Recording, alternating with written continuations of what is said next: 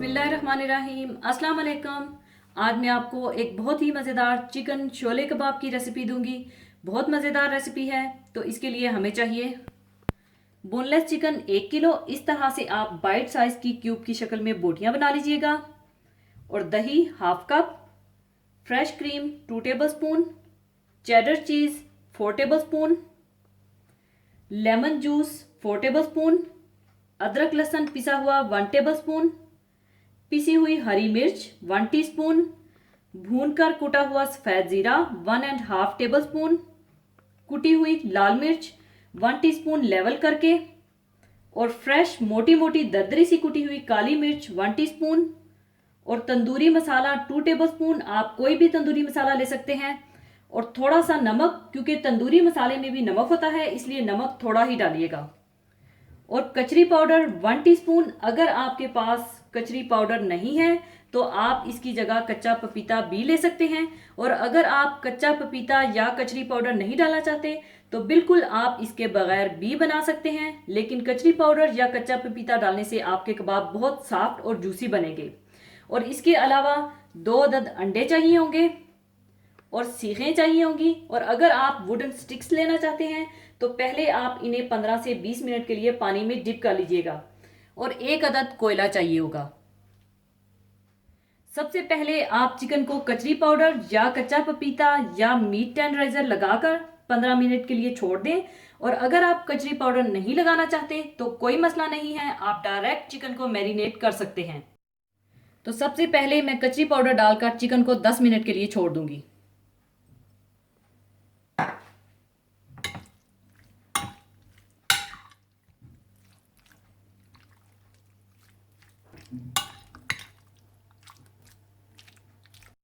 दस मिनट गुजरने के बाद आप इसमें दही डाल दें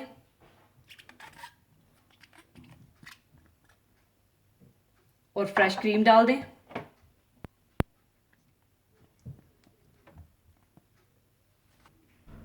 और 2 अदद अंडे, लेमन जूस, पिसा हुआ अदरक लहसुन, पिसी हुई सब्ज मिर्च, भुना कुटा हुआ ज़ीरा, थोड़ा सा नमक, तंदूरी मसाला, कुटी हुई काली मिर्चें,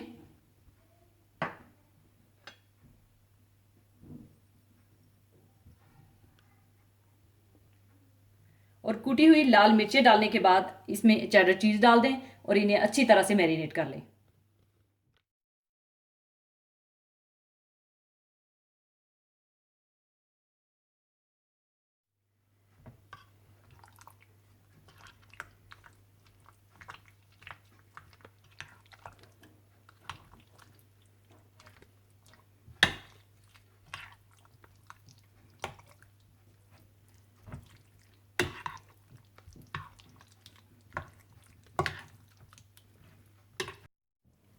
अच्छी तरह मैरिनेट करने के बाद आप इन्हें सीखों पर लगा लें।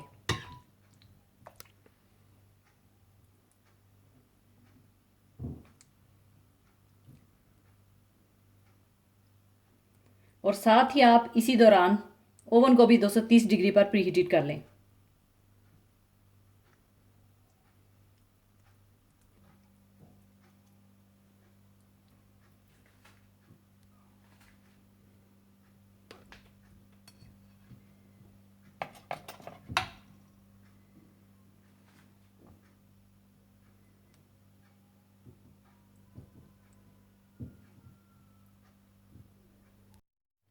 चिकन को सीखों पर लगाने के बाद आप ये बचा हुआ मसाला भी सीखों पर डाल दें।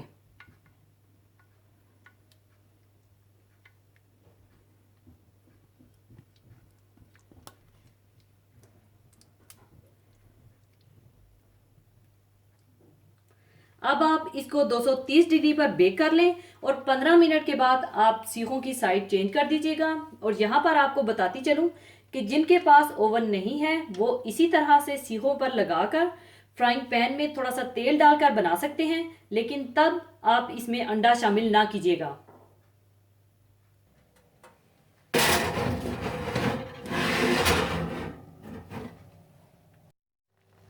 15 मिनट गुजरने के बाद आप सीखों की साइड्स चेंज कर दें।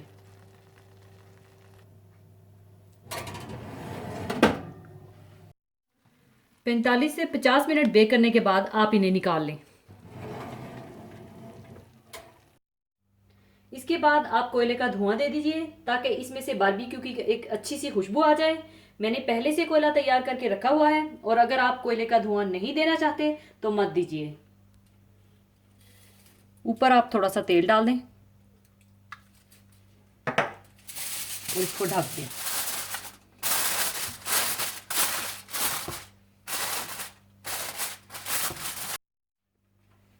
तीन 4 मिनट कोयले का धुआं देने के बाद अब मैं कोयले को निकाल लूंगी और इसे डिश आउट कर लूंगी।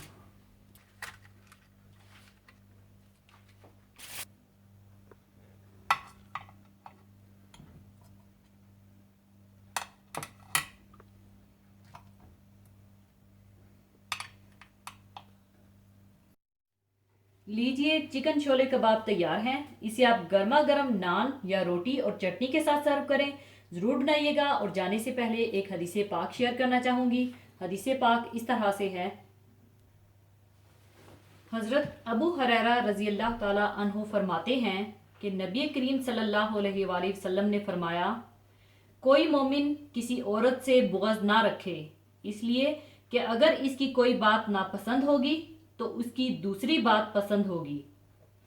किसी इंसानी मुआशरा की सलाह और फलाह के मयार का अंदाज़ा इस बात से बखूबी लगाया जा सकता है कि इसके अफराद की अज़दवाजी ज़िंदगी कैसी है।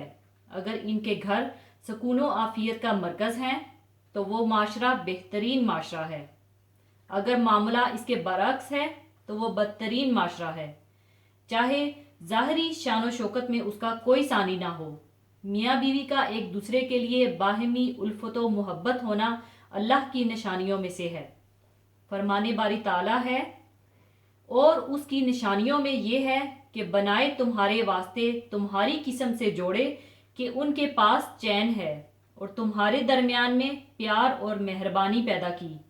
बेशक उसमें बहुत सी निशानियां हैं उनके लिए जो गौर करते हैं। दीने इस्लाम ने मियाँ बीवी में से हर एक को हुक्म दिया है कि वो अपने अपने फ़राइज़ व वाजिबात को पूरा करें और एक दूसरे के हकूक़ को अदा करें। जहाँ नबी करीम सल्लल्लाहु अलैहि वसल्लम ने अपने फ़रामीन में शोहरों के हकूक़ बीवियों पर वाज़िया फरमाए हैं, इसी तरह शोहरों पर भी बीवियों के हकूक़ की वजाहत फरमाई है।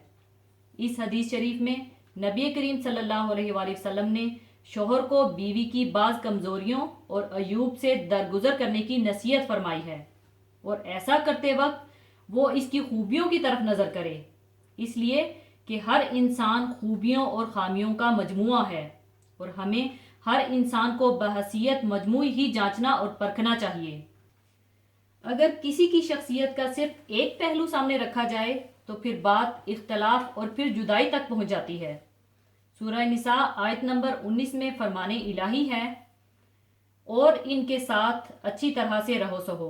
अगर वो तुमको नापसंद हो तो अजब नहीं कि तुम किसी चीज़ को नापसंद करो, और अल्लाह इसमें बहुत सी भलाई पैदा कर दे। इस आयत में शोहर को ये भी तलकीन की जा रही है कि अपनी बीवियों के साथ हुस्ने सलूक से रहो। एक रवायत में आता है कि आप सल्लल्लाहु अलैहि वसल्लम ने फरमाया, मोमिनों में सबसे कामिल ईमान वाला वो शख्स है जो सबसे बेहतर इखलाक वाला हो और अपने घर वालों के साथ नरमी और अच्छा बर्ताव करने वाला हो। हज़रत उमर रज़ी अल्लाह ताला अन्हो, जिनकी शिद्दत का हाल सबको मालूम है, इनका कौल है कि मर्द को अपनी बीवी के साथ उन्स और नरम मिजाज होने के एतबार से बच्चे की तरह होना चाहिए। हाँ, जब लोगों के साथ हो तो भरपूर आदमी बन जाए। शोहरों को चाहिए कि नबी करीम सल्लल्लाहु अलैहि वसल्लम की इत्तबाह में अपने घर के कामकाज में बीवी का हाथ बटाएं, इसलिए कि नबी करीम सल्लल्लाहु अलैहि वसल्लम अपने घर के बहुत सारे काम खुद किया करते थे। इसी तरह शोहर के ज़िम्मे बीवी बच्चों का नान नफका की जिम्मेदारी का पूरा करना भी है। इसीलिए अल्लाह ताला का फरमान है, और लड़के वाले यानी बाप पर है खाना और कपड़ा इन औरतों का दस्तूर के मुताबिक। नबी करीम का इरशाद इस सिलसिले में ये है कि औरतों के मामले में अल्लाह से डरो, इसलिए कि तुमने इन्हें अल्लाह की अमान के ज़रिए हासिल किया है और इनकी शर्मगाहों को अल्लाह ताला के कलमे के ज़रिए हलाल किया है। तुम पर इनके नान नफ़का और कपड़े की दस्तूर के मुताबिक जिम्मेदारी है।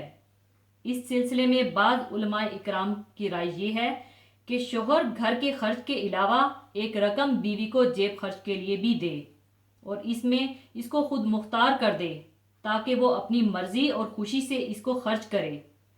इन्हीं हकूक़ में घर के मामलात में शोहर का बीवी से मशवरा करना भी दाखिल है। इसलिए नबी करीम सल्लल्लाहु अलैहि वसल्लम का इरशाद है, औरतों से उनकी बच्चियों के मामले में मशवरा कर लिया करो। इसी के साथ मैं आपसे इजाज़त चाहूँगी। अपना बहुत ख्याल रखिएगा, दुआओं में याद रखिएगा। अल्लाह हाफिज़।